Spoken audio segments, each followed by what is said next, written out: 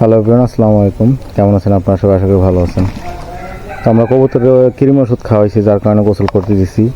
যেহেতু আজকে একটু গরম বেশি, সেক্ষেত্রে কৃমি ওষুধ অনেক ভোরেই খাওয়াইছি আমরা, তখন ঠান্ডা ছিল, তাই একটু গোসলটা করতে দিলাম যে আর একটু ঠান্ডা হয়ে যাক শরীরটা, এরপরে খাবার খাইতে দিব।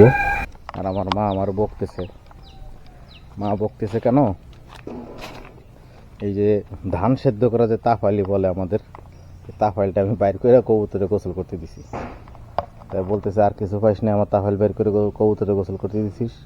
কারণ বকবে না কেন জানি, যে আগের তাফাইলটা এটা আমি নষ্ট করছি।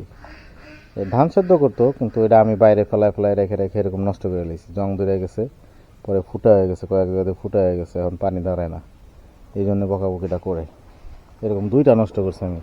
আর একটা ওইখানে আছে, চলার উপরে ফেলাই দিয়েছি। আর এটা এবছর নতুন কেনা হয়েছে। তোর গোসল হয় না? তাড়াতাড়ি কর, আমি এটা উঠবো, নাহলে আমার বকবে না আমার মা। বাবা না, এখনও উঠিস নেই। আর এই যে আমাদের লাল সাদা, মার্শাল্লাহ অনেকগুলো আছে, আরও আছে।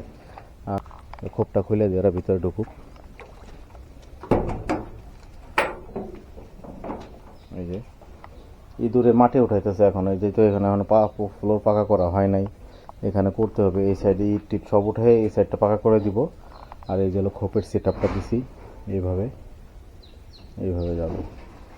আর আমাদের কবুতরের খোপের কিছু কাজ আছে, যেমন এই সাইডটা তো পুরো টিন দিয়ে আটকানো, এই সাইডটা পুরো খুলে দেবো আমরা, একদম সম্পূর্ণ নেটের জাল দিয়ে দেবো। এখানে নেটের বেড়া দিয়ে যাবো, না পুরো দিনের আলোটা জানি ভিতরে ঢুকে, যেহেতু কবুতরের ঘরের ভিতরে একটা অন্ধকার ভাব থাকে দিনের বেলাও, যার কারণে এই সামনেটা পুরোটা উঠাই দিব, একদম টিন উঠে নেট মেরে দেবো। আর কবুতর সম্পর্কে যে কোনো পরামর্শ চাইলে কমেন্ট করবেন, কমেন্টে আমি রিপ্লাই দেওয়ার চেষ্টা করবো ইনশাল্লাহ।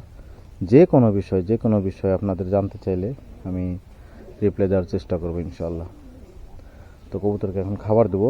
ভালো থাকবেন সবাই, আজকে এ পর্যন্তই, দেখা হবে নতুন কোনো ভিডিওতে।